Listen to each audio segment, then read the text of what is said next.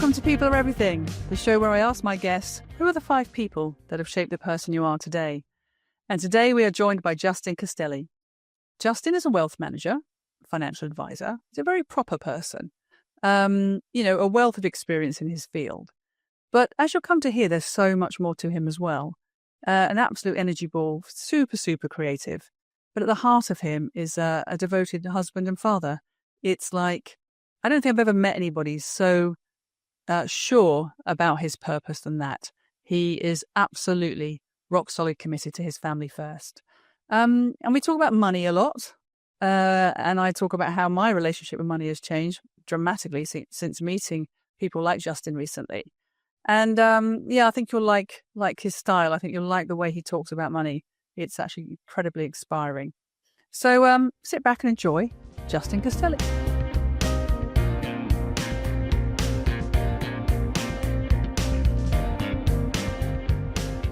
Hi, Justin. How are you? How are you doing?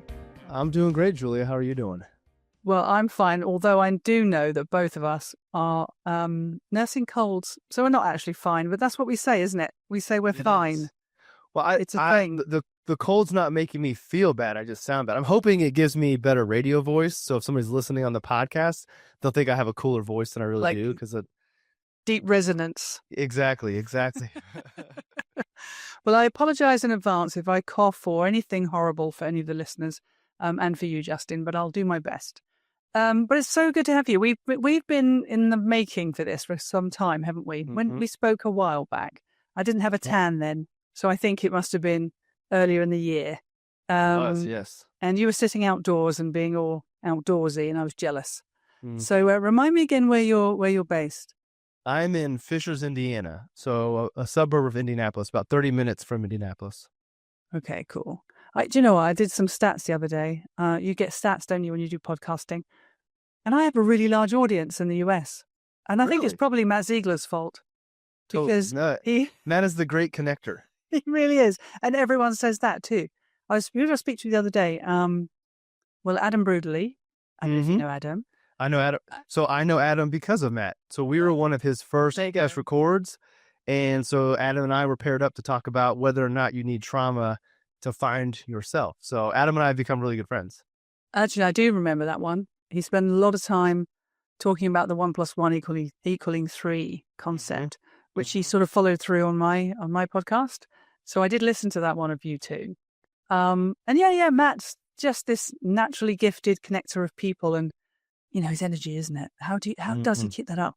I have a vision of him finishing podcasts and just going, oh, and just like crashing on the floor and going, I'm done. But he probably doesn't, does he? He probably just gets back up and goes, yeah, let's do more. I think he is full of energy, which is why he and I think get along so well. Is I feel like I'm the same way. Like the energy, especially creative energy, it just never stops flowing through me. No, it's a nice way to be. I'm a bit like that. I call it being full of beans. So you strike me as someone's full of beans too. No, I think it's a nice way to be. I mean, let's not get onto the whole time subject because I got deeply into that with Adam. But I don't like to waste it. I'm big on, time, making good use of it. So I'm pretty sure. You're so prolific, Justin. It must be a feature of you, because I did some research, Justin. This is very unlike me, but I was fascinated. You remember we first met? I looked at your website, and I've not seen anybody. I suppose, as a single person entity, I know you have your business interests, but as a single person entity personal branding, the way you kind of present yourself online is very cool. It's like, well, thank you. Well, I can't remember what you said now. Something about soul. Were you beautiful? Welcome to you, beautiful soul, or something like that. And I'm like, that's it. That's new. Not many people start with that on their website. Yeah. So I wanted to compliment you on that first of all, and I do want to get into all the things that you do. Aligned Life, your podcast. I really want to talk about that. Because we are going to get into your 5, I promise. But why don't we, as we've established how we've met with the, Matt Ziegler, the great Matt Ziegler, why don't you share a little bit about who you are, what you're all about, then we can get into it. Sure. Well, real quick, you mentioned you did a little research, which is not normal for this episode. I did a lot of research for this episode as well. Oh, I'm which I intimidated. never do.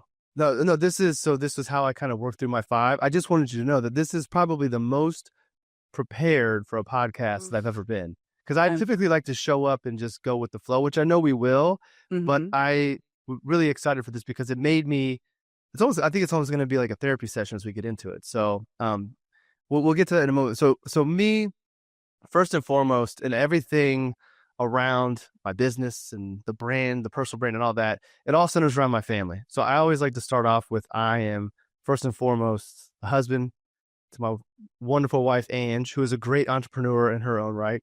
And then we have 3 boys, Roman, Leo, and Silas. So pretty much my life revolves around them and building everything that I want to do around the family unit, not missing things, being a part of life. The boys are very active. Roman is a basketball player. Leo's a soccer player. Silas is my creative one. So I don't want to miss games. I don't want to miss practices. I want to take Silas to the art museum. I want to help him with his creative projects. And to me, that is the most important thing. And everything I do tries to build around to support that.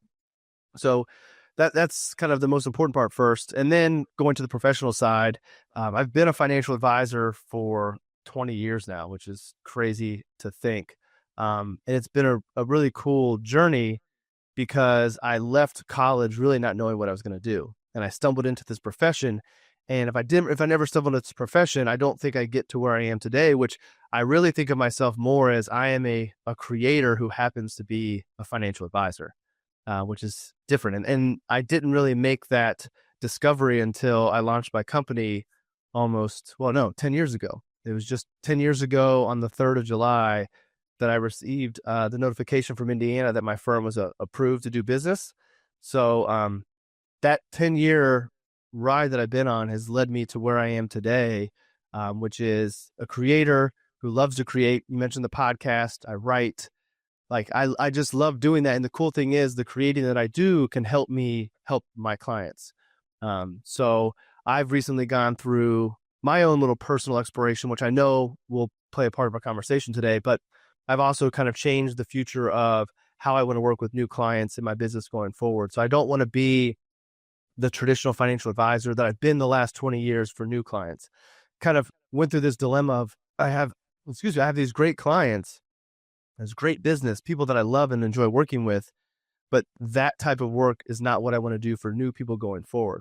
So I've rebranded my firm and I'm focusing on trying to bring, spirituality, the universe, all these other outside forces to the work that I do as a financial advisor, and kind of work more as a collaborator and a guide than a person who can tell you exactly what to do with your money. So it's been a really cool ride. And I really feel like where I am today is exactly where I'm supposed to be. I talk about this idea of this authentic life, and I feel like I have found my authentic life. I've always been living it, but like now I understand the purpose that goes along with this authentic life, which allows me to kind of be more focused on the work that I do. Because if you were to go back and look at the last 10 years, you would see somebody who was all over the place. And in the moment, I didn't understand why, but now I understand like that was exploration and that was experimentation to figure out who I really am, what I'm supposed to do, what are my unique gifts and talents that I can bring to the world, and then how do I do that? And then boom, it all fell into place. Well, there's so much to cover now, Justin. I've made some notes. First of all, what amazing names for your children. Roman, I've got here Roman, Leo, and Silas. Correct. Is that right? Yes, that is correct. Such cool names. Did you come up with those, or did Ange come up with those? We had lists of each of them, and we went into the day of the birth with 2 or 3 names that we all liked, and we just decided when we saw them, the name would come to them. So like we went in with Roman, and I think Drake was one, and Cohen was the other. And when we saw him, we were like Roman. Yeah. So that's we just knew we wanted unique names, we wanted strong names, and that was how we came up with the list. It was kind of cool to just kind of see how that just naturally played out. And I'm so jealous because I've got to do the whole name now. Roman Castelli. I mean, this guy's destined, right? Leo Castelli, also destined. Silas Castelli. These are such cool names. I'm Julia Duthie. I mean, come on. Justin Castelli is not very exciting. It is. It is to me. I think that's great. So well done on that. And I love the fact you've got 2 sports people and a creative. And you know, the thing about I read on your profile something about your sort of financial advice being your side hustle. And I love how you presented it that way. It's almost I like, was nervous to do that. I know, I can see. And I saw that and I thought, you know what? I wonder if I'm going to be brave enough to put that one day. Because I think my day job is, I kind of do sort of post-investment value creation for a PE firm. So it's kind of quite serious work, you know. It's a very heavyweight company, and it's a big responsibility, and comes with an awful lot of expectation on me. And yet, it's only a piece of who I am. And you know, I'm with you on this. I have such a creative drive. I so want to be doing. I almost want to split myself in about 10 different slices, and send myself off in 10 different directions, and say, look, just go get busy. And come back, and we'll reconvene. And I often joke with my partner, I say, there's just not enough time. I just don't feel there's enough time. I want to do so many things. So let's pick off some of these then, because the podcast side, let's talk a bit about that. So aligned life. I mean, again, that was surprising for me when I first listened to it. And I hate to be judgmental here, but when I first met, well, first of all, Matt didn't fit any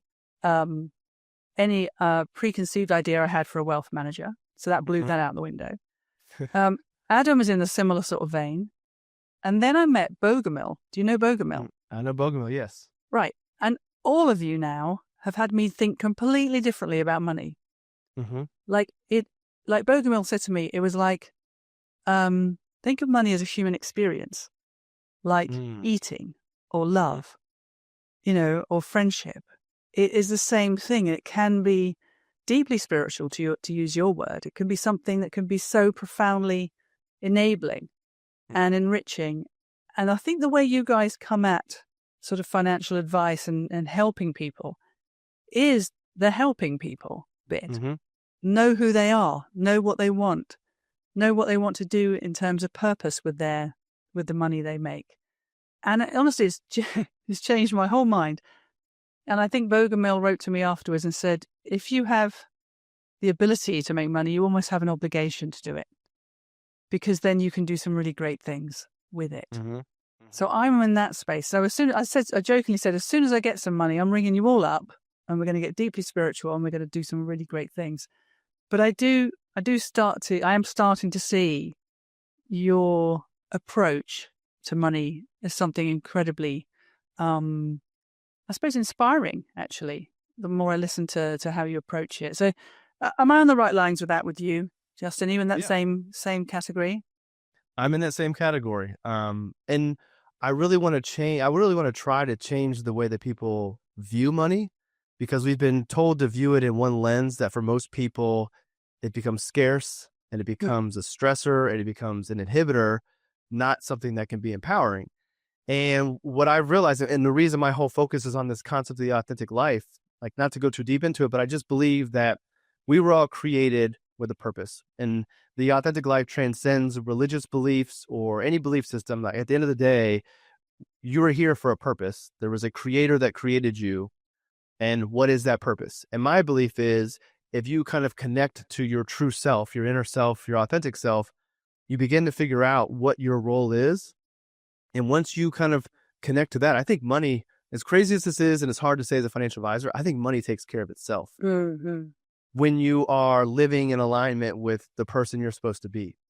And there's many ways that is true. Like, if you're using the gifts and talents that you were given that no one else has, then you're able to provide a service that will be in demand to some people. And so if your financial stressor is you don't have enough money, well, maybe what you're doing is not leveraging your unique gifts and talents. And if you find out what those things are, now you can charge more, you can make more if that's what you need to do. I also think a lot of our spending and our money stressors is trying to find validation from other people, trying to find happiness, trying to find purpose.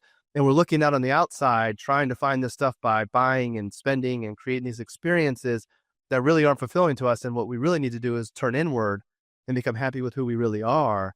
And then we realize, oh, maybe we don't need as much money. I thought I needed more money because I'm trying to live this life that I think will make me happy.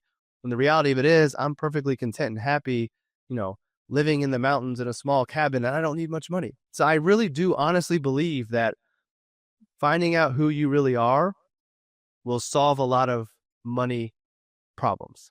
And as a financial advisor, like thinking about regulators and things of that sort, like that's not a common story. And it's also one that I used to be reluctant to share, because there are people who have never experienced that are under financial stress, and to just tell them that, hey, like you're creating your own financial stress. It seems disingenuous and not empathetic to where they are.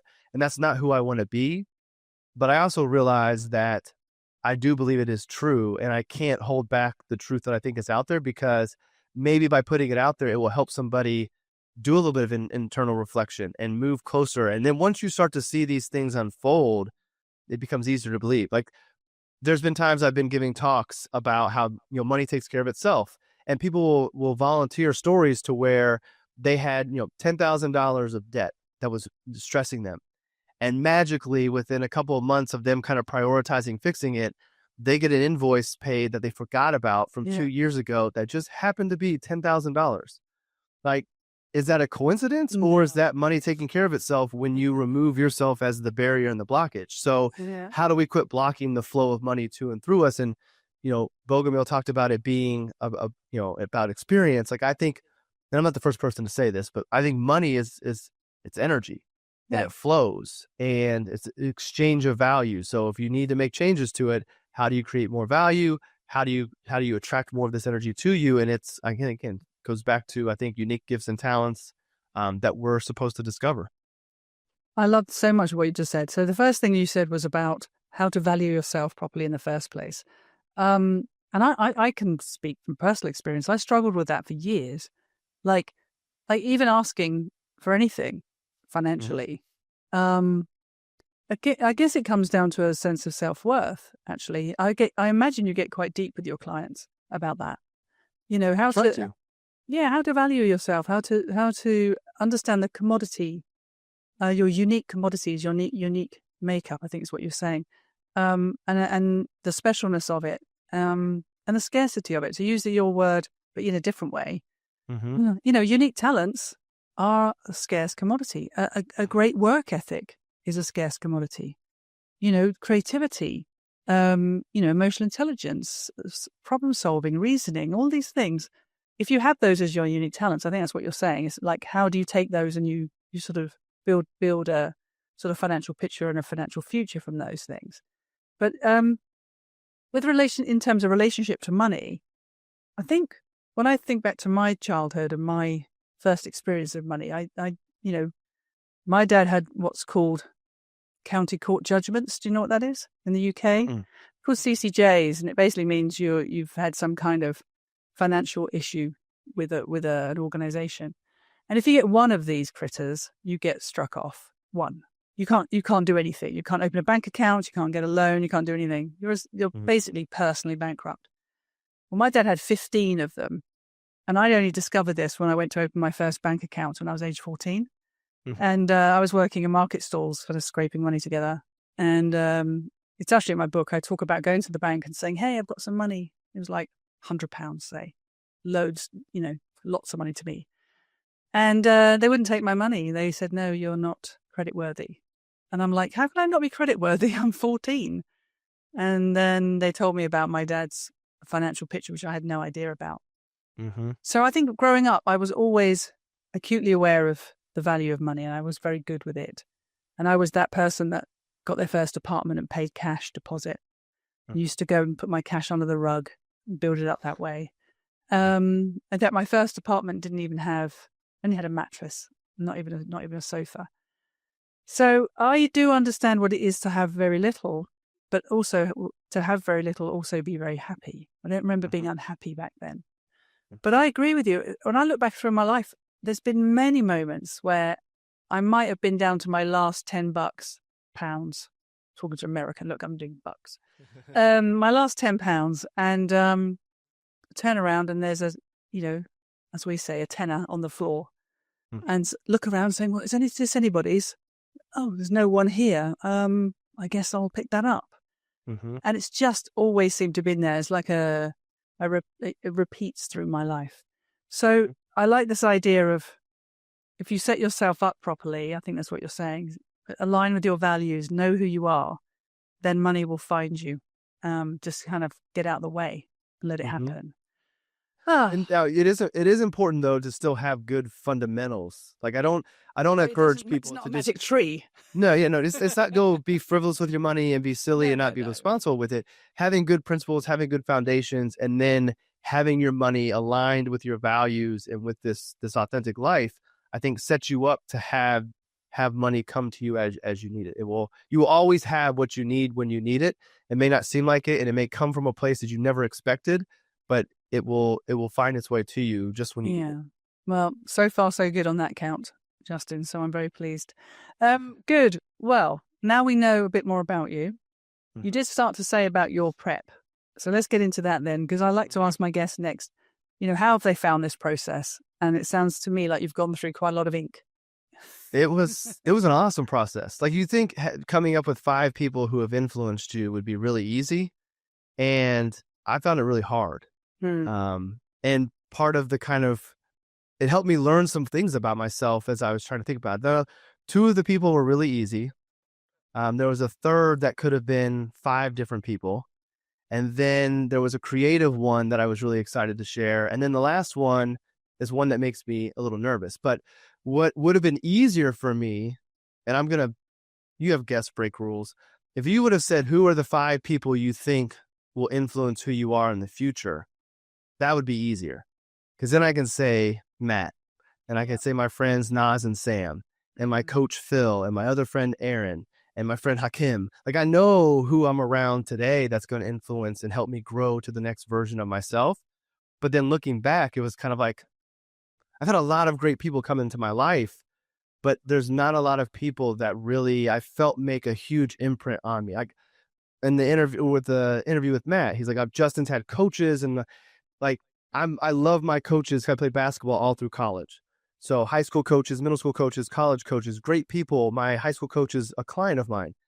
But to say that those individuals made a huge impact on me, for some people, it wasn't the case. And one of the things I realized was that growing up, the people that I was around were not necessarily people that are same frequency or wavelength as I am today. So as we'll talk about, a lot of my influences, even ones that didn't make the list, are people I don't know. Yeah. They're people that I look up to, people that I read, people that I enjoyed their music or their creativity. So I have more people that have influenced me that I don't know than people that I think have made a big influence on me that I know and see all the time. So it's kind of interesting, and maybe kind of the question okay, is there something wrong with me that I'm not creating these relationships with people one-to-one that are really that impactful to me? I don't think it's a bad thing. It's just kind of interesting that what does that say about me that my greatest influences for the most part are people that I don't know? And I think part of it is just that the people that have been around me up till now weren't the people that were on the same frequency of where it is that I was going. So I had to look to other places to find that inspiration. And really, it wasn't even that I was actively seeking. It's just that I saw these people and I was attracted to them, and I wanted to just consume everything they were doing. And that's where the influence came. Well, a couple of things there then, because on one of the podcasts, someone said, oh, I'm not going to put mentors down because they know they're having an impact. It's kind of written into the job description, and it's just, I don't want to honor that because it's familiar. And I imagine if you're a basketball, professional and you're having coaching, it's kind of part of the gig. You're kind of expecting those people to coach you. That's their job. So I think what I'm hearing is that it's the exceptionals. It's the people that have lifted you into something less familiar, less kind of expected in your life. So I'm looking forward to getting into that. And I am very flattered that you've put so much work into this. I haven't been asked yet to do my 5, but I'm really, really dreading it because I think I'll be the same as you. I'll be like, what, who, how? I mean, it's going to be quite a process, I think. But listen, let's get into it then, because I think I'm intrigued now. You say the first two came easy. So let's start. Are they in chronological order? Are we going to get the first two easy ones, or? Yeah, we'll go the first two easy ones. Okay, let's do it. So number one. The first one was my dad. So Okay. Terry Castelli. And so this is another part of the thing that was hard, is that it's hard to say my dad and leave my mom off, because I love my mom and she's a very important person in my life, but there's kind of that father-son bond. I think my dad and I are more like each other. There's mother-son love that will never go away. And it doesn't mean that I care about her less than my dad, but just his influence on me is greater. And I think it's because of the father-son relationship. So I mentioned going back to everything in my world revolves around the family. And that's because that's what I observed with my dad. So growing up, it was my dad, my mom, my sister, and I. All of our extended family lived in Western Pennsylvania, where my parents are from. I've lived in Indianapolis my whole life. So our family unit was just the four of us, and I had a great uncle in town, and that was it. So everything we did together. And my dad is the most selfless person I've ever met, to a fault. And he and I have talked about this. We do a podcast together that's for him, and we talk about these things. So some of the stuff I'll share, the stories that have shaped me, while personal, we've talked about before on air, and there's no shame in it.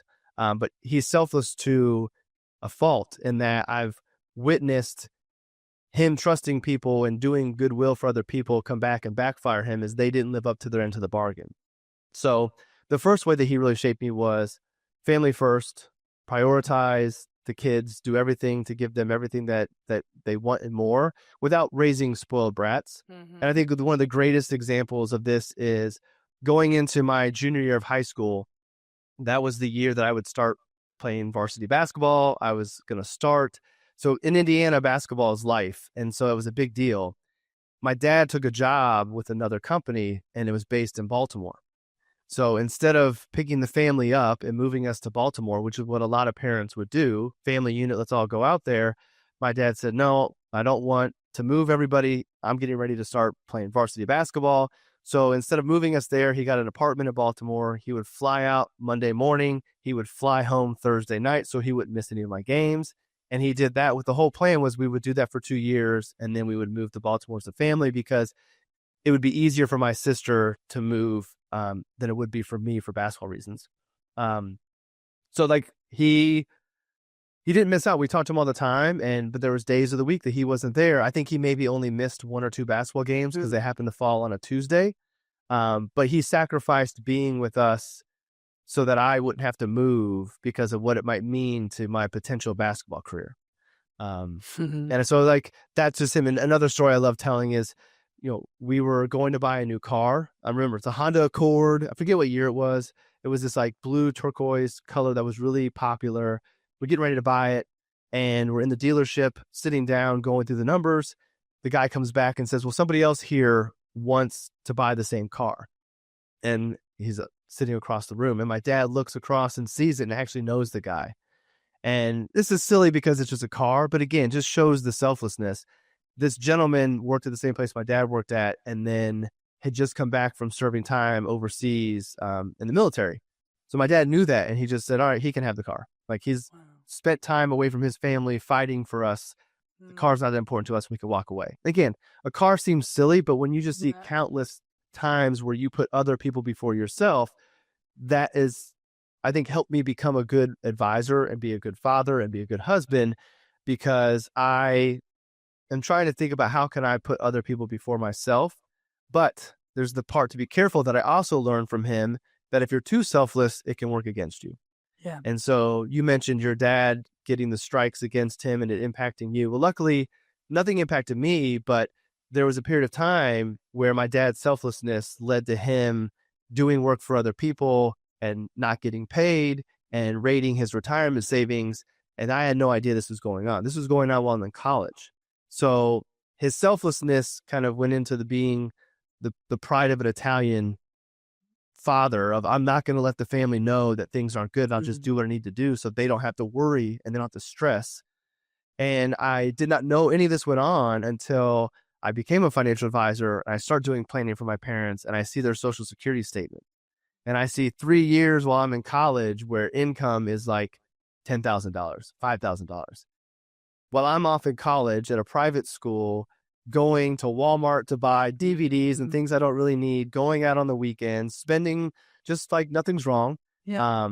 And so that also made me realize that there's a line where sometimes you have to put the selflessness away to not cause harm to others. Like it didn't cause harm to us, but it like potentially could have put us in a situation where there was greater financial stress that would have harmed the family just because he didn't tell us, hey, you guys need to calm down. Things aren't as great as they might seem, and we'll get through it, which me and my sister would have adjusted. So Yeah.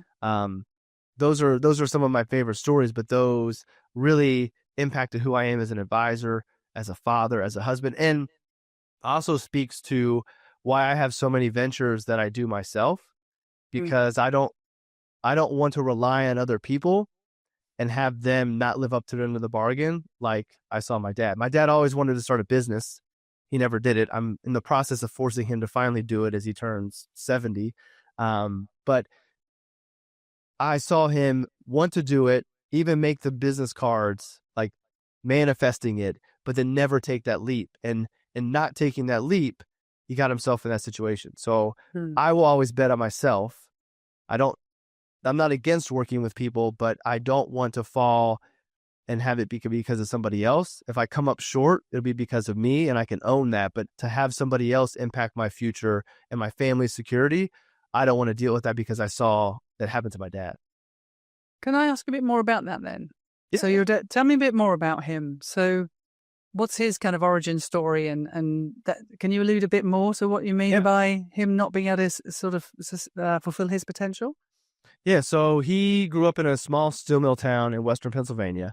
And when the mill was running, the town was vibrant. My grandfather owned a grocery store in the town. He worked in the mill, but then opened up a grocery store.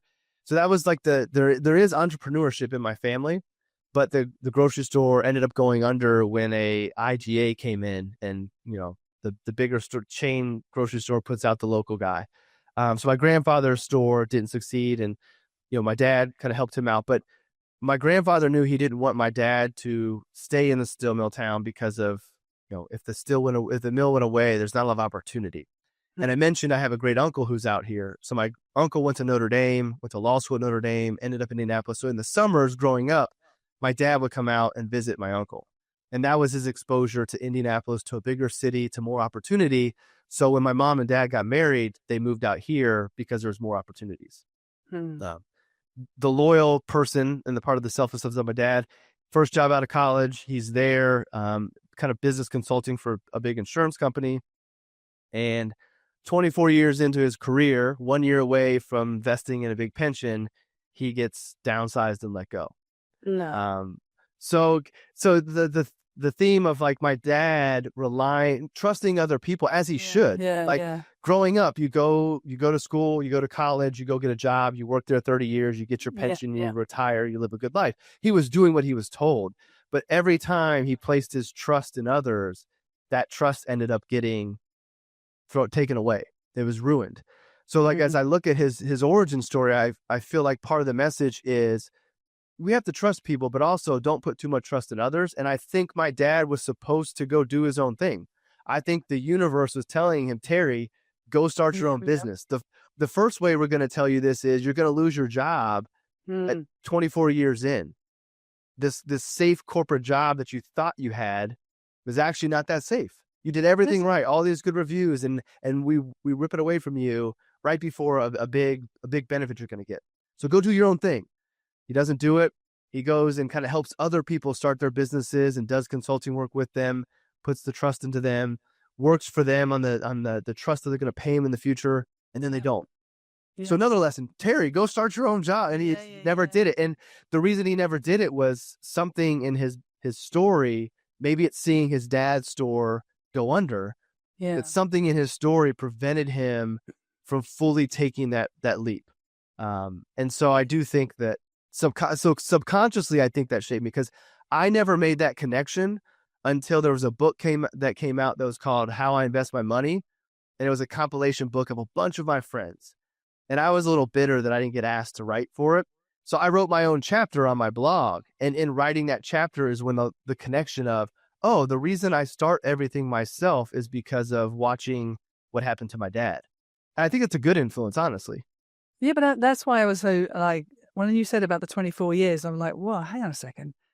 Didn't something like that happen to you? Isn't that what gave you your moment where you said, I'm not doing this anymore, I'm going to go and do my own thing? Hadn't you been in Yeah. some firm for a while? And I was only at that firm. I was at that firm for a couple years. yeah, but you still, you were let go and you were like, the universe is telling me something or something like that. Yeah. I got that. Yeah. I got that right. That's totally right. Yeah.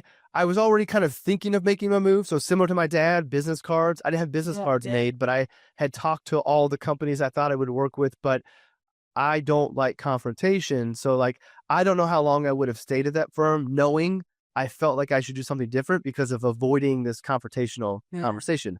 And I walk in one day and the decision was made for me. Yeah. So like, I was actually glad that happened because it's what I really wanted. And the universe, instead of causing harm, gave me a nudge to say, okay, go do it.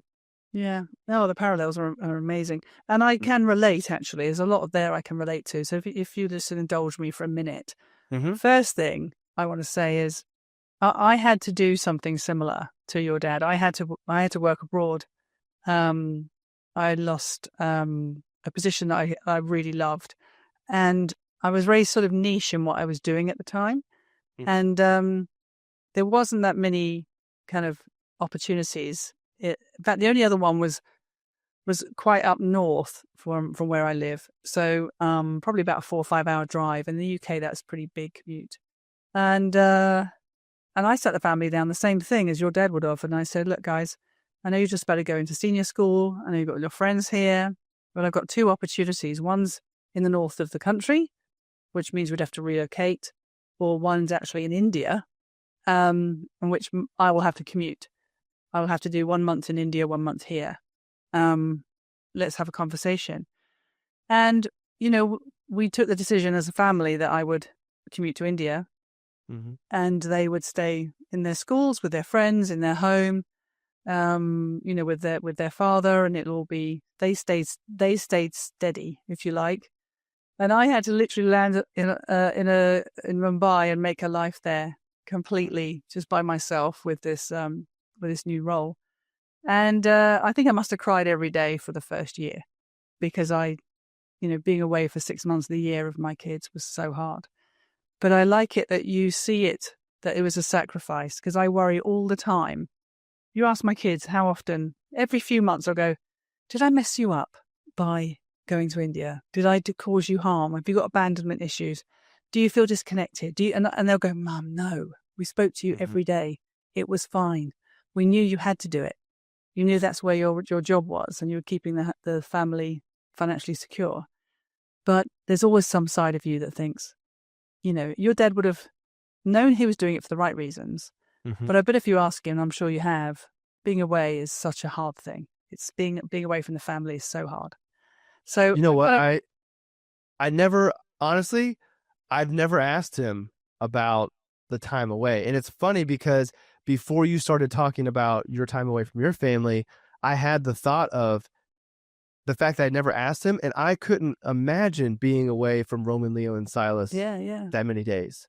It's really hard. Yeah, I never thought about this. So like the selflessness, like to me, it was just selfless of the inconvenience of coming back and forth. And yeah, you're away, but like until this moment, I never put myself like emotionally in those shoes of being away from Roman, Leo, and Silas for multiple days at a time. It'd almost be like being divorced and having joint custody. Like the thought of that is horrible to me. So like the fact that he was away, knowing how much he loves my sister and I and my mom, like I don't think I appreciated how selfless that really was. Well, I'm glad we got to have this conversation because I've not really spoken about it either. And there's something about knowing the family's intact, having bedtime, and you're not there. And even when I first started doing this, when I commuted, there was a thing called Skype. I don't think it even exists anymore. But you had to pay for it per minute. So it was before Zoom and all that. And I could only afford a certain amount of Skype, whatever they were, credits. And so I'd always try and save them up for the breakfast routine and then the bedtime routine. And I can't tell you the joy of the screen coming to life and seeing everybody Mm-hmm. but then the awfulness of when you switch it off Mm-hmm. and then you're in the room on your own in this strange city and you know that they're continuing. Honestly, it's surreal. And so maybe you should ask him how he felt about it. But, and then I just love the fact that he's going to start his own business at 70. I think that's brilliant and he should definitely do it. So Terry, if you're listening, do it. I told him he's off the payroll the beginning of next year. Yeah. So one of the cool things though, like how, like, I think every negative, if we define things as negative and positive event, has like the possibility to be a good thing. So going back to my dad not telling us about the financial struggles while we're in college, having him deplete a lot of his retirement, that meant that I don't think he needed it, but since he's retired, he's worked with me at my firm, helping sending client emails and birthdays and those types of things. He's my chief people officer. And so I wanted to be able to do that to help support him in retirement because I know what he did while I was back out. He would never ask, but that's what I wanted to be able to do, is to be able to help him. So I'm fortunate to be in a position to do that, but also we've become closer. And it's also been really cool that I have watched him over the last couple of years grow, spiritually, emotionally, business-wise as well. So what his business is going to be, like the last 4 years, the podcast he and I have been doing together, he calls the next episode, or the encore phase. He doesn't call it retirement. He calls it encore. So it's been conversations with him and I about his experience going into retirement and figuring out what's next. Really, going through most of his life, playing it safe and doing what he's supposed to do, never really chasing the thing that he wanted to do. Now he has this opportunity. And his business is going to be, he found a certificate that's basically kind of like a retirement coach. So not retirement planning, but helping people who are going into retirement figure out who they really are, find that sense of purpose. Because a lot of times people, when they retire, their whole identity is wrapped up in their career, and they don't think about that going into. We talk about saving money and withdrawal strategies and taxation and all that stuff. But not who you are. Which is important, but not who are you? Yeah. So it's cool because I think we're oftentimes best to serve a past version of ourselves. So my dad is still navigating it, but he's done it for 4 years. We've documented it on a podcast. He's written about it. So now once he gets his certification, I said, like, you'll make way more money doing that than what I'm paying you. And it'll be doing something that'll be fun and you'll be giving back. So I'm not going to let him not start this business. Like, I'm going to force him to do it. And what's the name of the podcast that you've been working on together? His podcast is called The Encore Phase. Oh, it is called I thought it was. It used to be. Yeah. It used to be the next episode on my podcast. So like, I viewed my podcast as kind of like a channel with shows on it. And I finally just wanted him to have his own space and have it to be his own ownership when I realized there's an opportunity for him to start his business. So we spun it out on his own. So, okay, the encore phase. Looking forward to hearing all about that. And as I said before, Terry, I'll be on to you as well if you don't do this. So that's brilliant. Okay, well, that's Dad. Who's number 2? Number 2 is Ange, my wife. Okay. And the way I think about influence is like, my dad influenced me in characteristics and how to be. And Ange's influence, first and foremost, has been her support. So I mentioned like 10 years of exploring and figuring out what I'm going to do and trying different business ideas. And she'll question it. She'll play devil's advocate, but she's always trusted me to do what's best for us and the family. And I don't believe I get to where I am today, this version of myself on all fronts, if I don't have a spouse that supports me in all this exploration. She may roll her eyes sometimes and wonder why I'm doing it, but she never tells me not to do it.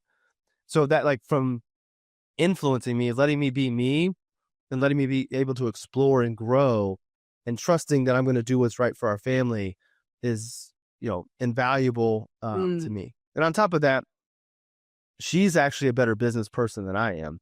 So she runs a small boutique for boys' clothing. And she's been running that for 12 years.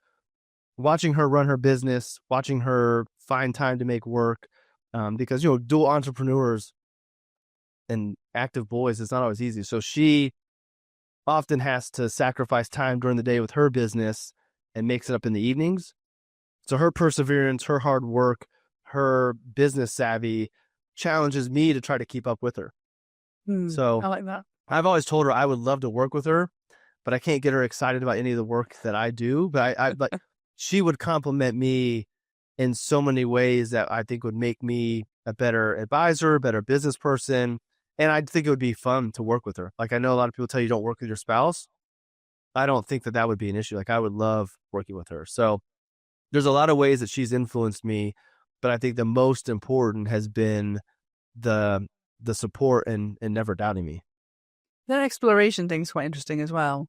So you're right. A lot of people with responsibility. So, being married, having kids, a home, and all the stuff that goes with it. To have a spouse that, let's put the opposite of that, doesn't believe in your ideas, doesn't believe in your abilities, questions you, undermines that confidence, does all the reality checks so you don't ever take those leaps. Mm-hmm. That would be death to the sort of creativity side of you. So to have found someone who's got practical business knowledge and expertise, but also the courage, if you like, and belief in you that it'll be all right, and that you won't take unnecessary risks. You might take creative risks, but you won't take unnecessary risks with a family. That's a really powerful combination. I can see why, if you did combine, that would be a really successful enterprise. And I talked about this as well before, which is this idea of families. Just going back to your grandfather for a minute. Having that general store, and then your dad. Okay, he handed himself off to sort of the man, as they say, and that would have been a very valuable lesson to you. But this idea of family units coming together and building businesses and sustainable businesses that can be passed on generation to generation, I think more and more people are looking to this now. I think especially if you're raising kids, like rather than both of you going off to different offices and having to kind of manage and juggle everything, that you come together and make one enterprise. I can see the attraction of that. I can see why that might be a model that really takes hold. So, and what would you do together if you did work together? Say time and money was no object. You just said, right, let's start something new. What would it be? Oh, I've already got the groundwork for it. So I have this little creative collective I call Pursuit, which is PRST letters. And that, to me, I want that to truly be our family business. So I don't have aspirations of the boys becoming financial advisors and taking over this career that I built. That I want to be a collection of creative outlets. So like my podcast and my dad's podcast is a Pursuit podcast. Gotcha. So I'm building this Pursuit podcast network that, like, right now is really just my stuff. But in the future, I would love to have a bunch of podcasts that speak to living authentic lives, aligning spirit, mind, body, all the things that I'm about. I want to have a documentary company that shoots people, like documentaries of people doing this stuff. I want to have a clothing brand. I want this big empire of Pursuit, and then that can be where we all work together. So I may be the creative mind behind all the stuff that we're doing. Ange can be running the operations if she wants, or whatever she wants to do within it. Roman is very good into video editing. He also likes fashion, so maybe he can work in one of those. Not that the boys have to go into it, but I would love to have this business to where if they want to, they'll earn their way up. Like, I don't want to hand it to them, but there will be opportunities for them to work in this family business that I think would be fun for all of us. And it would help me continue to do what I want to do, but then knowing that there's something for them in the future. So the family business would be Pursuit. And I don't know where everybody would fall, but I would love to have somewhere for each of them to fall into if they want to. And if they decide not to, that's cool as well. That's so cool. I can totally see you doing that. And like some sort of media branding company, but for sort of groups of things, definitely. Oh, I'm going to talk to my son about this. My son is a really, really talented creative. He does creative advertising. And, when you see those young minds wearing away and coming up with stuff that you never would. So, you get ready to be humbled by your kids, Justin. I think if they haven't done it already, you're soon to be humbled because you'll say, I've got the creative energy here. Oh, hang on. I never would have thought of that. And these youngsters, they come up with stuff. They got these great big fresh brains that just blow my mind, literally. So the power of you all together would be, quite awesome. I love that brand name, PRST, Pursuit. Is that right? Yeah, that's right. Yep. Yeah, I got it. Super. I'd like to hear more about that as it develops. All right. So Angie's number 2, and rightly so by the sounds of things. She sounds awesome. Anything else you want to say about Ange before we move on to number 3? No, I just think that her influence is the support, but then also combined with watching her and how hard she works, how family oriented she is. Like, she sacrifices for me and the boys just as much, and that inspires me as well. But going back, just an emotion that I had when you described like having somebody who was the opposite, somebody who would tell me that, no, you can't make pursuit into this thing. Why would you want that? And don't change your business. But like to have somebody tell me who I am, somebody who I have to follow my passions. Like, I can't not. I don't know how it's going to play out. And to have somebody who would constantly tell me not to do that, honestly, I don't think we would be together.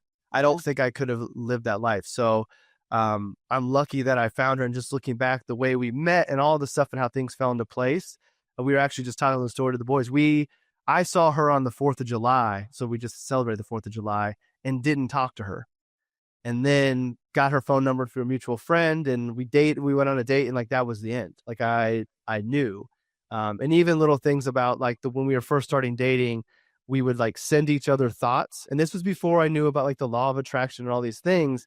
And we would like we would know what each other was sending to each other. So it's just kind of cool just to see how the relationship has evolved, and like she was the right person for me. You hear people talk about like, in financial planning, who you marry is a very big financial decision that no one talks about, because, spending, bad habits, those types of things. And that's important. But I also think the right partner for your financial plan and your life plan is important, just to have somebody who will support you in allowing you to be who you really are. And I have to admit that sometimes I think that I try to encourage her to step outside of herself too much. Like, she's more of a creature of comfort than I am, which I think we balance each other out. And me knowing the way I am, I'm like, no, I know there's something you really want to go try. Like, what is it? And sometimes I just have to give her the same respect that she gives me, and just not force her to try to find something if that's not really what she wants to do. So, so she's awesome. Yeah. Well, you two sound like an awesome couple and family. So watch this space, everybody. You'll be on like you'll have your own series, Succession 2, about PRST. Pursuit. Got it. All right. I love that. Fabulous. All right. So number 3 then, please, Justin. The number 3 was the hardest one. So this is the one that could have been a bunch of people. And I really got to narrow down to 2. And Tyrone Ross is a very good friend of mine. I almost put him in. But the reason I didn't put Tyrone Ross as this person is because without Josh Brown, the CEO of Ritholtz Wealth Management, downtown Josh Brown, without him, I don't know where I end up on my journey, for a number of reasons. I'll go back to the very beginning of discovering him. I set up a Twitter account. I wasn't supposed to have one at the firm I was at before, but I don't even know how I found out about Twitter. And I started to read his blog posts. And the Reformed Broker was my first introduction to the ability for a financial advisor to create content. And this was really early. Like, this may have been 2008, 2009. Like, I was there in the very beginning stages of him doing his content. And that blog gave me the vision that I wanted to do that one day. And that wasn't the only reason that I wanted to go out and start my own firm, but I knew I wanted to do that. I just thought it was so cool the way that he was communicating and sharing and educating and doing it in a way that was like true to him. I was like, I want to do that. And so I read it, and in reading it, it also helped me grow as an advisor. So he was probably my first mentor in the profession. All of my stops up in the profession till then, I never really had a mentor. There was no one in the firms I worked at that I really identified with. And so here's this first time I find somebody on the internet that I don't even know that is helping me grow and think as an advisor. So I don't become the creator that I am today if I don't read the Reformed Broker, because when I launched my firm, I launched my blog, and my blog turned into my first podcast, and the podcast turned into do video. And then I unleashed this creator inside of me that has changed the way I view life and the way I want to do things. So there's that imprint on my story that he has. Secondly, I ended up making him my mentor in person. So the cool thing about social media back in the day when Twitter was really good, there was real engagement and dialogue going on. And I weaseled my way into actually meeting him and going out to their office, meeting him in person, and basically told him, look, man, like, you're a mentor of mine, and I'm going to come out to New York and take you out to dinner every year. And so we did it for a few years, and just that ability to have somebody that I once looked up, I looked up to in the profession, who was my mentor, who I held on this pedestal, that made time for me to come help me and give me advice, was really, really cool. And some amazing experiences were had going to the stock exchange and other things, that he took his time and put me under, his wing for a little while to go do that. And then the other thing is he saw in me what I saw in myself. He would include me on presentations about young advisors doing good things, and mention me in talks that he had, and kind of put a little bit of a spotlight on me that I didn't know was going to be important in my journey. But I believed in myself, but I wasn't surrounded by anybody other than my family who believed in me as well. And then to have your mentor and this guy that you look up to kind of echo what you see in yourself was really, really powerful. I don't know if I needed that confidence boost, but it definitely helped me believe that I was doing what I was supposed to do to keep on going forward. So, and finally, I don't have Matt Ziegler in my life if I'm not on social media, following Josh, interacting with everybody. And so, like, his presence on social media, amplifying mine, helped me kind of build a following of financial advisors, which then grew out to all of my closest friends live outside of Indiana for the most part. And they're all people I've met on social media. But I don't go do that if I don't see Josh Brown and meet him first. But do you remember what drew you to Josh in the first place, on that first interaction when you saw him on Twitter? Honestly, I think it was the authenticity. Yeah. Which is a very big word for me now. Like, I remember reading a blog post that he dropped an F-bomb in it.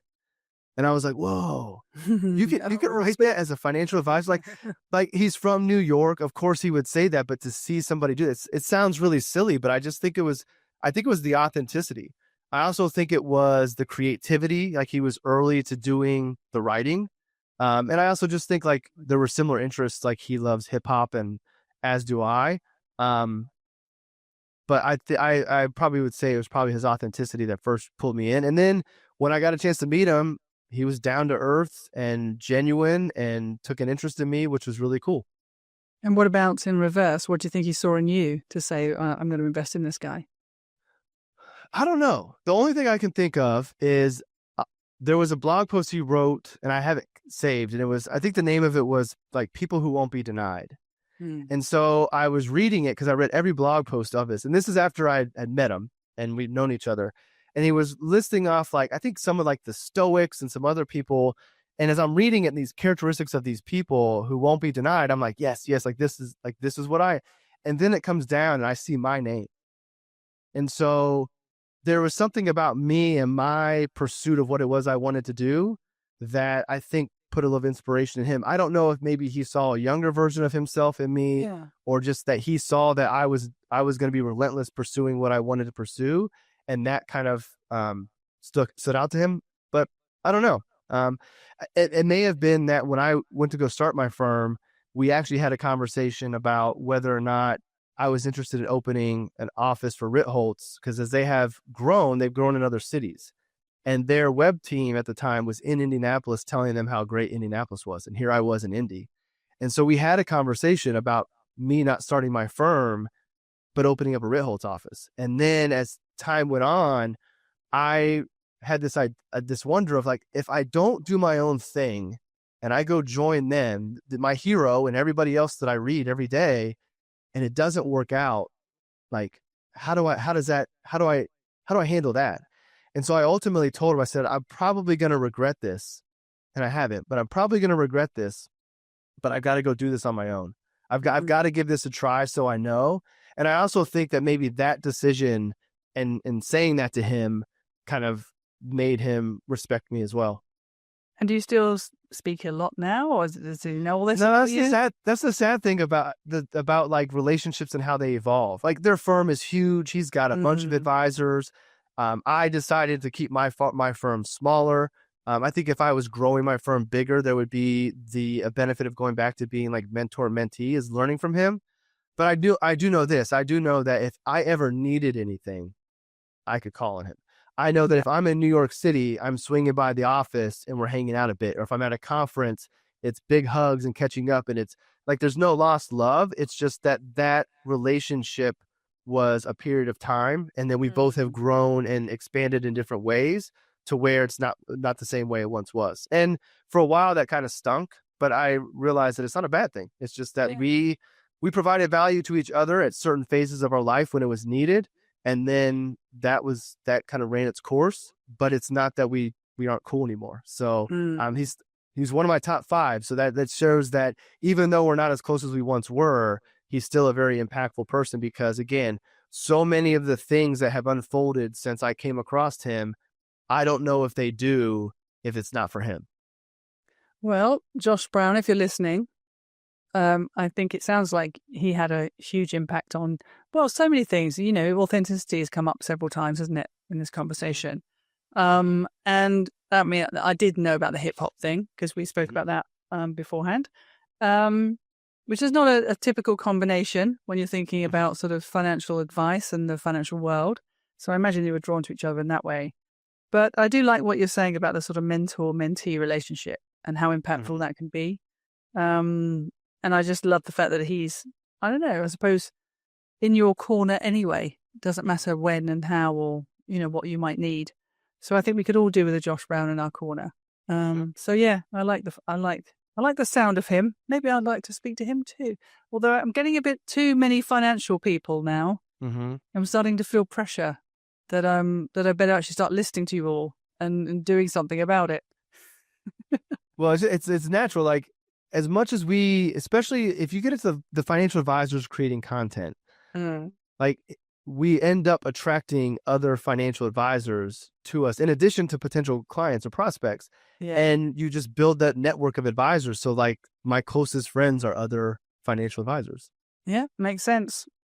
Good. I think you'd make a good football team or some kind of squad of some kind. You'd certainly think it through and get a result. Brilliant. Okay, well, I like the sound of Josh very much. Okay, who's number 4? I wonder if it's going to be Tyrone. So Tyrone doesn't count. Poor old Tyrone. He was hoping he almost got a mention on it. He's going to get addressed in this podcast. Is he? Okay, just wait there, Tyrone. You're coming. So number 4 is my creative one. And I wish I had the creativity to make so Kendrick Lamar has a song called Gloria. Raps about this woman named Gloria. At the very end, you find out it's his pen. Common has a song, I Used to Love Her. Her was the rap game. Tupac had a song, Me and My Girlfriend. His girlfriend was his gun. So these songs that you think about one thing and end up being another. So I wanted to come up with a name, but number 4 is actually hip hop. Okay. So it's not a person.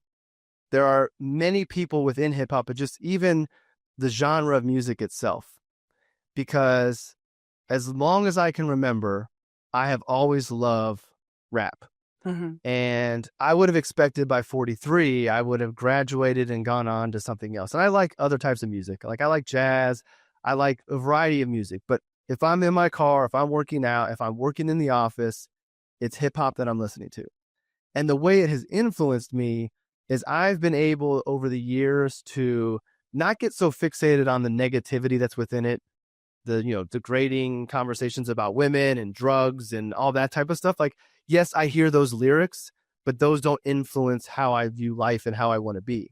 What I pull from hip hop is the confidence. It's the creativity. It's the entrepreneurship. Like those messages, like I'm very much somebody who loves the lyrics. So I'm always listening to the words and I'm looking for phrases, songs that give me inspiration and give me confidence. So I honestly believe that my confidence today in myself and in myself as a business owner and taking risks and betting on myself, like a lot of that comes from my parents and the self-belief they instilled in me. I think a lot of it is who I am, but I believe some of it is just years of listening to this confidence type of music and pulling that into myself just to build on the confidence. So I mentioned also entrepreneurship. A lot of rap music talks about drug dealing and other things like, illegal business. Some of it's true, some of it's not. But at the end of the day, there are a lot of entrepreneurial lessons in those stories. And so I don't know why those attract me, especially because I wasn't entrepreneurial growing up. But that mindset I'll go do it myself, betting on myself, I'm going to succeed. Like that has fed me and become a big part of who I am as well. And then just the way that a lot of the hip hop artists go about, doing their business. Like Nipsey Hussle is somebody that I really like. He's passed away. He was murdered, which is a horrible outcome. But he owned all of his music. He was independent. He was giving back in his community, which is where he ended up being shot and killed. But if you listen to his interviews and you listen to how he built his businesses, like that mindset transcends hip hop and it goes across the board. But it's a place that a lot of people don't look. He inspires me. There's a rapper that I like. His name is Russ, another independent artist. I'm really drawn to these independent artists again because I appreciate my independence. With independence, you have creative freedom. He can rap about whatever he wants and do it the way he wants to. And the only people he has to answer to are his fans. He owns all of his music. So he doesn't have to do as much business and jump through as many hoops to be as financially successful as artists signed to major labels. So he inspires me. Matt Ziegler wrote a blog post that sits in my mind all the time that talks about, do you want to be underground like a rapper named Talib Kweli, or do you want to be a megastar like Jay-Z? And everybody automatically goes, oh, I want to be Jay-Z. I want to be the billionaire. And there's a lot of cool things that come with that. But I actually would rather be more like Talib Kweli, be underground, be known and loved by my fans, but also not have the hassles of being Jay-Z. I don't need $1 billion. I don't need to be a billionaire to be happy. So let me do things the way I want to do it. Let me have the people who really support me because of me. And if it's smaller, that's perfectly fine. Because I can do everything I want and have that freedom and also have a good, high quality of life. So there's so much about the genre of hip hop that influences me that I try to bring to my work as well. Just the creativity, the confidence to be myself. So, I mean, I'm not going to try and reel off all my hip hop greats, Justin. It'll be inauthentic, which is the word I want to pick up on there anyway. I mean, I grew up more in the sort of rock pop era. Music for me was like 70s and 80s. So I'm a bit older than you. But I understand the passion in that music. I understand the power of it, and I totally get where you're coming from. It's that sort of the freedom. The words I picked up on you is freedom, free to express yourself wholeheartedly as you wish. Not being constrained by any sort of social convention. It's why people find hip hop a bit shocking, because it's deliberately so, isn't it? It's it's provocative. It's anti-establishment. There is a freedom in that. There's a kind of a realness about it. And I totally get your point about which end of the spectrum would you like to be. And I'm with you on that too. I was again doing when I was reading up about you. I liked what you said about your own podcast, where you said, so many podcasts now are people doing the rounds. Certain celebrity types who seem to dominate, shall we say. They're good. They're great guests. They've got great stories. They've got great listenership. But, where do I want to be? I want to be with the real people with real stories, talking about real things. And I think that's why hip hop probably, scores for you. It's real. It's the realness, the freedom, the authenticity, all of which you have throughout everything else you've talked about today. So I totally get it. I may not approve of all the lyrics, Justin. Let's get my put my that hat on. I didn't say it was perfect. Yeah, but I do think it is parents may wonder or worry about what their kids listen or even watch. But I listened to the hardest hip hop growing up at a young age. I tricked my parents into getting me my first explicit lyric tape because we used to get it from the mailing things. They didn't know. So but I grew up to be okay. Not everybody who listens to that music is going to go out and act upon it. So it's not necessarily that's going to be the course that you may go. So my boys, we listen to rap, and I let them listen to explicit lyrics probably younger than they should. But they know their words. They never say it. They know that they know better. And they understand also that what they hear in the raps is not always real life or true. But there's one other thing I thought about that I think the influence that I didn't think about until you just said it. Your hip hop also is a little bit of rebellion. Yes. And I would not characterize myself as a rebel, but someone pointed out that I have rebel tendencies, especially within financial services. Like Mm, I I don't want to conform to what the identity of a financial advisor is supposed to be. So like when I launched my firm, I didn't want to wear suits. Nothing wrong with wearing suits, but that wasn't me. I quit wearing suits. You can't mm, tell, but I have a full sleeve tattoo and a half sleeve tattoo.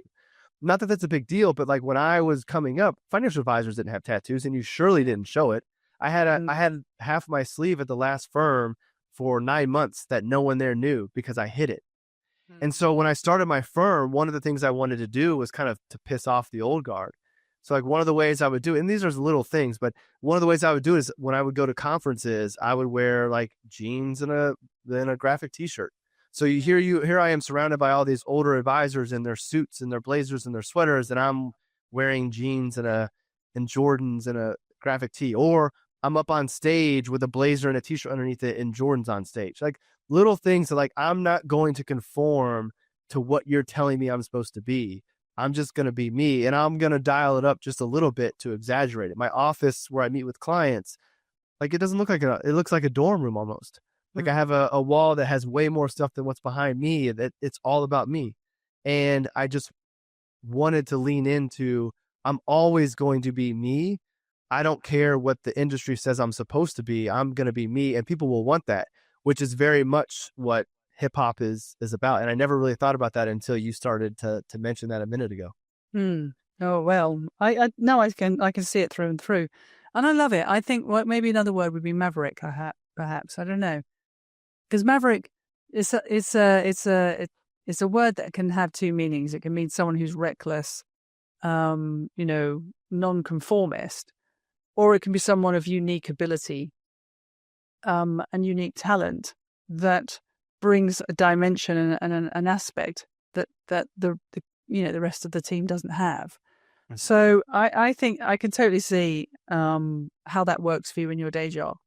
Mhm. And well, let's see, what is your day job now anyway? It's sort of you everywhere, isn't it? Being Mhm. you. Mhm. And I think there's something really, what do people love about that consistency? I think people feel safe with people like you. If when you hide any part of yourself, even if it's just a tattoo under a shirt, you're still hiding something. And I think people know that, and they just think Mhm. there's something off here. So Mhm. anybody that's hiding anything, be it a tattoo or a side of themselves or some kind of aspect of their life they'd rather not people know about, I think that creates distance. And I think the more you can just take all those layers off and say, hey, here's me, I'm Julia, I'm Mhm. Justin, and I'll be consistent, the same person everywhere I go, then that makes people feel safe. So I can imagine in your world, Mhm. being made to feel comfortable and safe is very important, because I think to have the impact you need to have, you need people to be, shall we say, vulnerable with you in the sense of being honest, and Mhm. then you can help them. Am I right? Am I on the right sort Exactly. of? Yeah. Totally. I Mm, mean, even on the basic financial planning level, but with the work I want to do that involves life planning and figuring out who you really are and realigning your finances and coaching, like, yes, I need you to be vulnerable because we're not going to find out who the real Julia is until you let down your guard. And to your point, you're not going to let down your guard if you can't just feel, if you can't figure out what that feeling is about, like what there's something about him that just doesn't feel right. And it's the little bit of inauthenticity that's coming across. Like it's unspoken, but we all feel it. It's all that gut mm, instinct that we feel about people. And when you can be yourself, the version of yourself that you want to be, like there is no inauthenticity that comes across. And on top of it, it's good for clients, but also it's good for you to be able to be yourself all of the time, because it's exhausting to put on an act and be somebody that you're not and then only get to be that version of yourself some of the time. So yeah, I think I part of agree. the reason people burn out is not being able to be their true self all of the time, because it's exhausting to Yeah. play this character because you can't really be yourself. And I know that not everybody is in a position to bring their full authentic self, and not everybody wants to. I've heard people challenge me and say, not everybody deserves to see the authentic version of myself. And while I would respect that as somebody's opinion, I don't necessarily agree with that. Uh, Yeah. but Yeah. No, we're in the same camp there, Justin. I mean, it's just when you were talking, I was thinking about suits. like the principle of a suit. I mean, on one level, it's meant to be like a uniform, therefore a bonding thing. You know, I'm bonding with you all. We're all dressed the same because we're all in this together. I get that sort of, but I wonder how beneficial that really is. I think if it might be 5% comforting to look around you and see people dressed roughly the same as you, I think more than the comfort will be the discomfort of the disconnection that you have from not really knowing who's in front of you. Like, how many times have you been on a work do where everybody's suddenly in their board shorts or their joggers, or they've started to reveal something about themselves through their clothing, and how much more relaxed you are around that? You're like, oh, he loves basketball. I never knew. Hey, let's talk about basketball. Let's throw some hoops one day. You know, there's like, you kind of instantly feel more connected to someone when you see them in their we call it civvies here. You know, see them in their non-work attire. And so I wonder what is the suit, or who is the suit serving really in 2025 where we're in now? Because to me it feels like a barrier. It feels like, let's make everybody the same, and therefore we don't have to I don't know each other. And I think that's such a missed opportunity. So I don't know. What do you feel about the suit? I think you're probably going to say the same thing, but where do you think it comes from? What do you think it serves? I think it's come from history, and suit meant you were qualified, you were professional, you were trustworthy. And so if you weren't wearing a suit, that like there was something off. And I think fashion changes over time, and there's nothing wrong with like suits. Like, I used to wear suits and I had one custom suit and I loved wearing it. Like, putting on a custom suit made me feel so good, but it was just so damn expensive. I don't think a suit is bad if that is what your preference is. Like, there are people who they enjoy putting a suit. It's whatever's authentic and true to you. I think sometimes we tell ourselves the suit is for the client, that the client's not going to trust me if I'm not dressed up like I'm supposed to, because there's this persona I'm supposed to uphold.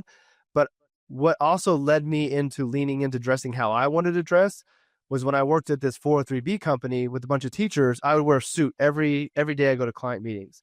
And as I was getting towards the end of knowing that I was going to be staying there, I was going to go start my own firm, I started to dress more relaxed.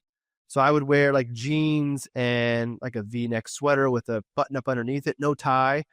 And I noticed when I would dress like that and go to my clients' houses for meetings, I would actually get compliments about how nice I look. I never got a compliment about how nice I looked in a suit. So what I understood in that, it was at least my clients, I don't think that they really like the suit. They may not feel comfortable. They may be intimidated by it, versus now I'm coming in a little bit more relaxed. Maybe it was the energy that I set off because I was more comfortable, or maybe just to them, the suit meant one thing and me not being in a suit moved me away from that image they had in their mind. So I think that the suit or anything like that, it's part for you yourself, maybe also part for your audience. I'm sure there are clients that would not want to meet with a financial advisor wearing a graphic tee and jeans, because for them, that doesn't meet the definition of a financial advisor that they have in their mind, and they would have trouble trusting me. Cool. Like, we don't need to be right for everybody. And in our authenticity, we will find the right people who will like us for who we are. And I truly believe that. Well, I get the privilege. It's very, I'm not going to get all genderfied in this, but one of the privileges of being a woman is you can typically mess with your fashion in work. You know, I do feel that is a privilege that we hold much more than men get to experience. But I do wear a suit now and then, and I realize while you're talking, I wear a suit when I feel my least confident. If I know there's a meeting coming up where I feel my least confident, so I wear it like a little bit of armor, I think, because actually I think that's fine. Yeah, and that's when it has its place for me. And I agree, if it works for you, then that is who you are, and that's what you should wear. But I also agree with what you're saying about what is it saying to the person in front of you. And I'm just fascinated. I haven't got an opinion about it one way or the other. Just that we started talking about it, and I thought, oh, suits. I'm going to think about that. I'm going to have a little ponder on that one, Justin. We'll talk again on that. But listen, I love that. I love the fact you've chosen an entire music genre as your number 4. So, all right, finale. Who's number 5? This is the one that I was nervous to give. Okay. So, and the reason for that is number 5 is myself with a capital S, self. And the reason for that is I mentioned earlier, I'm somebody who has to follow my passions and follow my interests. And I've been thankful that I have been in a position to where I have been able to do that. But I don't end up where I am today if I don't listen to myself. So I think I have always done that, but not to the extent and not with the awareness that I have now. Like I look back through my life and decisions that I made, like going to the college I chose. I went to a small Division III school called Franklin College. I remember being recruited by schools in high school, and I remember getting letters from Franklin and dismissing it. Like, I don't want to go to Franklin. Like, so I went to other schools' visits. They were all good, but nothing. And I went down to Franklin and given the tour, meeting with the coach. Like when I left, I knew that's where I was supposed to go. And at that age of 18, I didn't know what intuition was and how to listen, but I just knew. So I quit talking to schools and I committed to going to Franklin, and it was Division III. I had a good career, but that's where because of Franklin is how I met Ange. So I can just point to all of these decisions I've made in my life that have been following passions, trusting my gut, betting on myself. And it puts me in a position today where there's not anything that I would change of any meaning. Like I joke around and say I would love to live in California because I have a West Coast soul. But the reality of it is if I really wanted to do that, I could. It's not that important to me. But I find myself today, because of the influence of the 3 people in the music and other people in my life, like those influences have been important in my journey. But if I didn't listen to myself, I don't end up here. And that is a very big part of my work going forward, again, of finding and pursuing our authentic life so we can find out who we really are supposed to be. And in that identity, we have the comfort to listen to our heart, listen to our intuition, because my belief that those cues, those feelings that we get, those passions are coming from the divine. Whoever or whatever your creator is trying to guide you to where you're supposed to be. And it's your intuition and it's your heart. And so if you can listen to that and trust that, you're going to find your way to where you're supposed to be, which I think solves the majority of our problems. Like if everybody could be the authentic version of themselves, I think we live in a perfect world. I know that's not possible, but that's how powerful I think this thing is. So my fear of saying that is it comes across as egotistical. I'm not saying myself because I think I'm great. I'm saying myself because I listen to where I'm being called by a power higher than me that knows where I'm supposed to be, and I trust to follow it. And I just want people, like I want people to find that themselves. So maybe I'm sharing this just to plant the seed of like, oh, maybe I do have more internal knowledge and understanding than what I give myself credit for. Maybe I should listen and trust myself more than the people I see elsewhere. So that was number 5. I love it. And how did you experience it then? Is it like a feeling? Is it cognitive? Is it when everything lines up in your brain and you settle and go, right, that's the right out. That's where I need to be going. How do you look for signals? What's the lived experience of this though? It's evolved. It started with I'll just say passion. I mean, I think most people know what a passion feels like. Like it's actually, I'll take it back. It starts with an interest. Like, oh, this piques my interest. Let me learn more. Like so an example, curiosity. Yes, curiosity is the best way to say it. But I'll follow my curiosity. A lot of people will have curiosity and they'll do nothing with it because they'll say, oh, my curiosity wants me to learn how to make hip hop beats. What am I going to do with that? I'm not going to become a producer. I'm not going to put an album. I'm not going to go do that full time. So I'm not going to do it. Not me. I go hire a coach to teach me how to make beats, and then I make beats. I don't know why. I have to do it. So I've done it, and I've made 20 some beats, and I use the music in the background of my videos and other things. I don't know if it goes any further than that, but I had a curiosity. I had an interest. I had to explore it. But now there's other possibilities that come from it. Maybe I keep on doing it and I do get really good. And that becomes my encore phase is I'm this cool 70-year-old guy making beats for up and coming hip hop artists. I don't know, But if I don't explore it, that's definitely not a possibility. So it starts with curiosity. And then the more you follow your curiosity, the better you learn about, okay, reading how you feel about things. Like I have no problem pivoting. So I've tried a number of things and nope, that's not it. So let me come back. And in that exploration and in that experimentation, I'm learning something. And maybe I'll know right away that what I'm learning, or maybe later on it'll come back like, oh, I know how to do this thing because I tried to do that over there. But what's so okay, could just stop you there for a second then. So the pivoting bit, we said that's not it. Is it? That's what I was trying to get to. Is like, how do you know? It's a feeling. It's a feeling. That's where I was going to go with. Okay. I feel that like the feeling is I've gone as far as I need to go. You feel discomfort in yourself? Do you feel like your body's not resonating right? Do you feel just a bit aggy in yourself? When I say feeling, it's more familiar with completion. Is it visceral? Is it in your body? Is it in your mind? That's what I'm thinking. I would say it's more.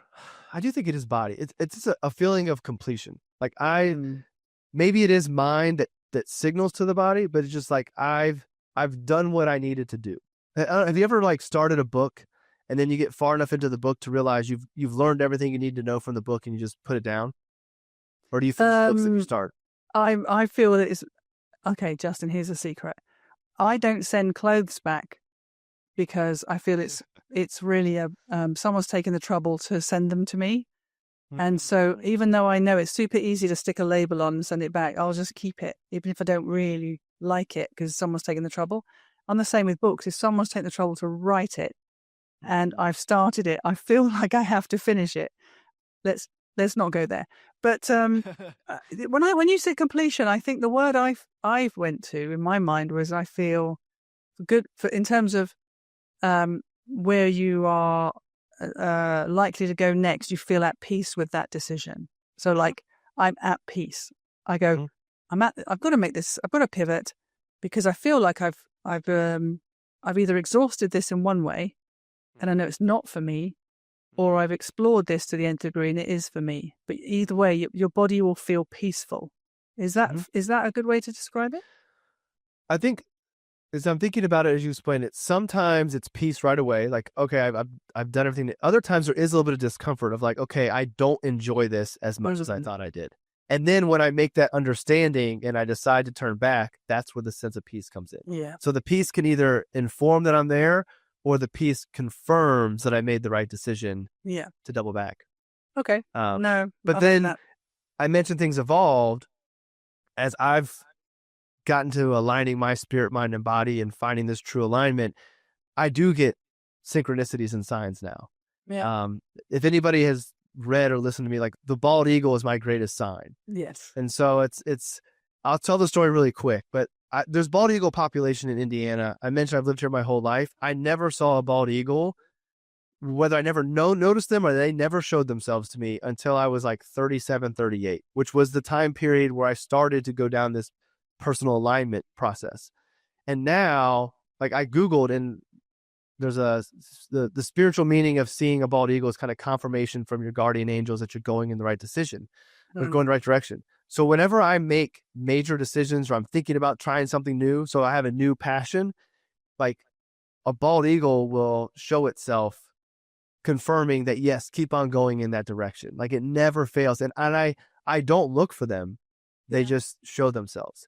So I get those types of signs. I get repeating numbers, things that people would say are coincidences. I do not believe in coincidences anymore because they happen too frequent to me. So those are confirmations that speak really loudly to me of like, okay, this is definitely where I'm supposed to go. And like, they are so loud and clear that you can't convince me that they're not a sign from some higher power, making sure that I listen. Yeah. Do you remember? Sorry, when you were saying that. Okay, firstly, I get repeating numbers. We don't get bald eagles in the UK, sadly, but the repeating numbers thing definitely gets my attention now and then. Mm-hmm. But I was laughing to myself. Do you remember a film called The Man with Two Brains with Steve Martin? Do you know this one? No. I remember seeing it, but I don't remember much about it. He was a doctor that literally, he took his dead wife and put the brain of put her brain in the body of a beautiful woman. And it's, Mm-hmm. anyway, there's so many funny parts in it. So he's about to do the surgery where he's taking his dead wife's brain and putting it into this young 20-something's body. And there's a big picture of his dead wife above the mantle. And he's looking at this picture and he said, I'm about to do this. I'm about to take your brain and put it in the body of a beautiful woman. But if you don't want this to happen, you just give me a sign. Okay. Mm-hmm. And this huge picture starts to spin. His hair is blown back. Everything in the room is destroyed. All you can hear is this shrieking, no, no. And the whole thing is trashed. And the picture finally settles and everything's crashed to the floor. And he said, just give me a sign. Anytime, I'll be looking. And of course he goes and takes the brain and puts it in the body.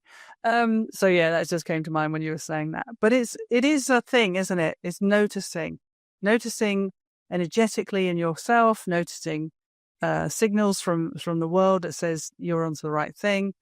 Mm-hmm. And I keep coming back to this word peace recently. I've decided it's my favorite. Well, peace and joy. These are they sound very Christmassy, don't they? Mm-hmm. Peace from a point of view, that's my single, higher pursuit now. I just want to be peaceful. And that doesn't mean quiet. It doesn't mean, tuck myself away. It's kind of what you're talking about, is do things that are aligned with me and make me happy and make me fulfilled and all the things I want to do. So that's my dog again, by the way. But yeah, so peace is something. Actually, I could do with some peace now, Maggie the dog.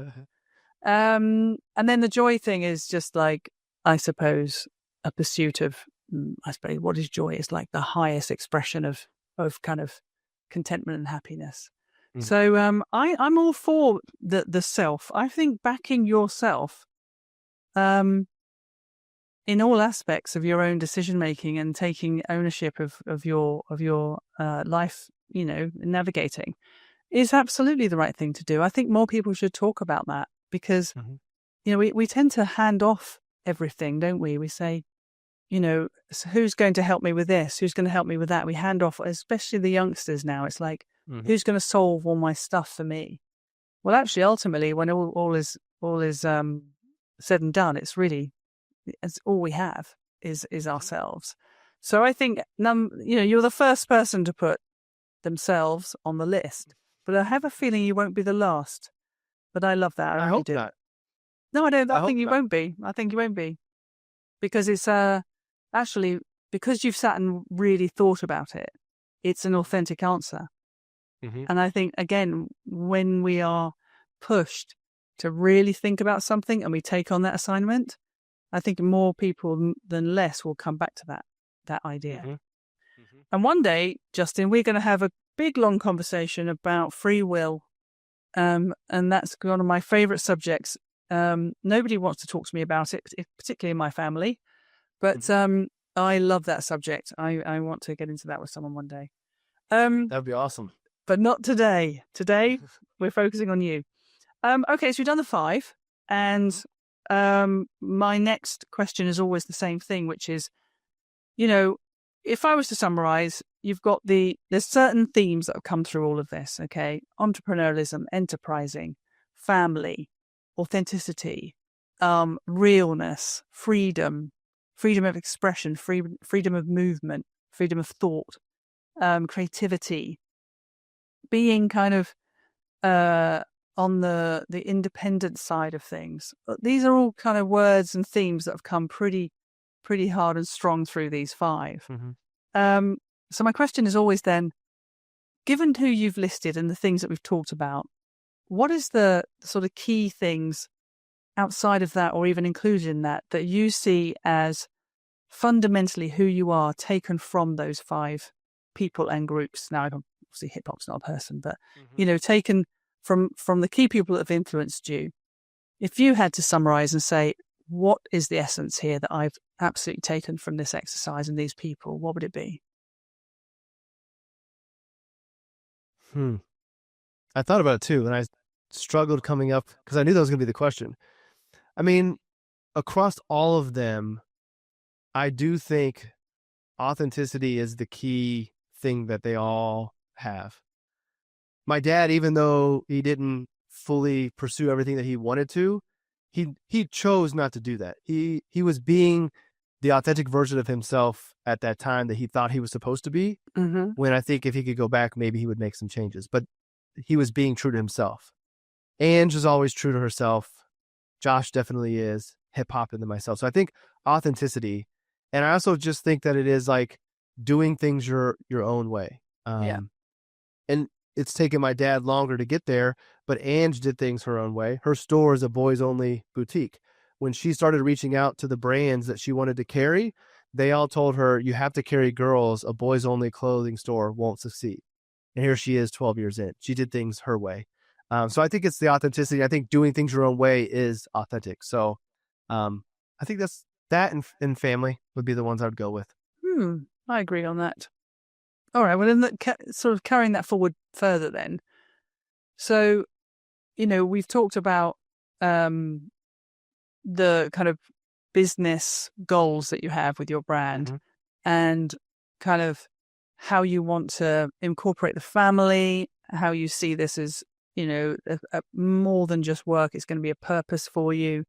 And it feels like you want to enable a lot of things to happen for you, your family, and other things. So to me, that's a very big pay forward of taking all that investment in you and paying that forward. But is there anything else that beyond that you think, well, I've had all this wonderful, let's call it life privilege. How am I going to take this forward in the world? My one word that I have is like impact. Like the thing I care about the most is impacting others. And that can be massive impact when I think about the work that I want to do going forward and helping somebody who, on surface has a great life, but's unhappy, helping them figure out what's wrong and what do they really want, and realigning things and changing the trajectory of their life. That's a lot of impact. But even a little bit of impact of, going through the grocery store and saying hi and saying the name of the cashier. Like if you've ever, next time you go through somewhere where there's someone checking you out, like say their name because they have a name tag on. Yeah. I promise you they will light up because every other person come through has been on their phone or hasn't even seen them as a person. So like my thing is impact. And the greatest impact is I hope I can help more people tap into their authentic self. Like I mentioned pursuit in my, like the business that I am trying to build is the business of the authentic life, which I've been told by many people lose that term because no one knows what it means. It's ambiguous. I don't care. Like one day people will know what the authentic life is. And that is my business. And if I can help more people figure out what that is for them and find the confidence to move closer towards it. And then once you do that, I think the rest takes care of itself for them because of how things play out. So it's impact. And I think my greatest impact is to help more people live the life that they were created to live because of what it means to them and to the world. I love it. It's also one of my favorite words. And I love what you said then about noticing people. I think you can have an impact, as you say, when you're checking out your groceries or ordering a coffee or just how you engage with the world every single day. So impact large and small is basically what I've written down here. Brilliant. All right. Well, listen, we're coming to the end. We have to do the who shall I speak to next and why. But then I want you to think about you have so much that to list off in terms of what you're actually doing. But I do want to give you a few minutes at the end to kind of signpost people to the stuff that you do and get people checking them out. So who first of all, who should I speak to next and why? Well, I mentioned Tyrone was going to come back. So I'm going to recommend that Tyrone Ross is one of your future guests. And yes, he's in the finance space, but he is much bigger than that as well. He has a tremendous story. And truthfully, he's been kind of quiet the last few years when it comes to the social fronts as he's building his company. But he has a really inspiring story. I'd be interested to hear who the 5 people are. I know who a few of them will be just because I know him so well. And I think it's time that we in the world get to hear from him again. So this is my little nudge to him to get back out and be a little more vocal. So amazing. I'm going to get Tyrone on the show with you. Awesome. Well, I look forward to that introduction. Good. All right. Now, so let's finish with how people can find more. I mean, there's the Aligned Life. I think that's on pretty much everywhere you get your podcast. So, but let's do it in your words. Where should we find out more about you? I would just send everybody to justincastelli.io. So my website and everything that I'm doing is on that website. Like that's the one place I'm trying to build up. That is everything about me, even down to over the weekend.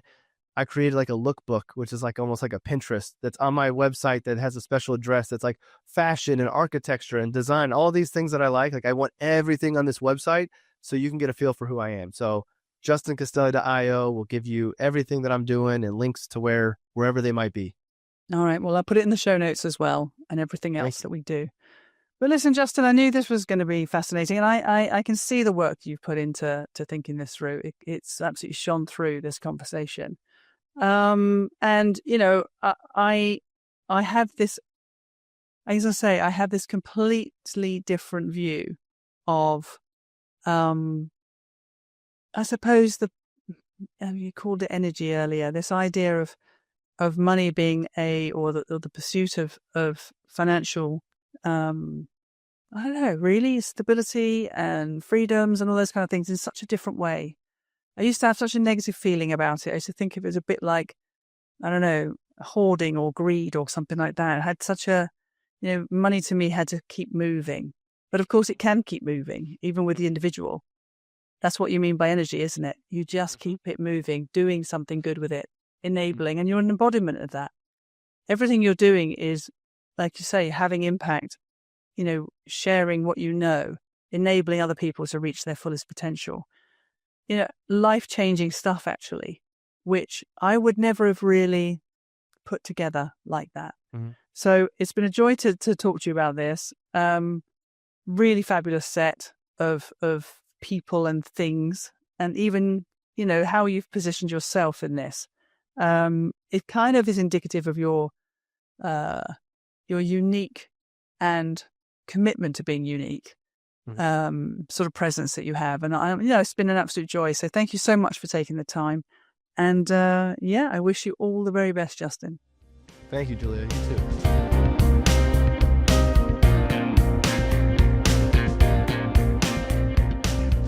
The irrepressible Justin Castelli there.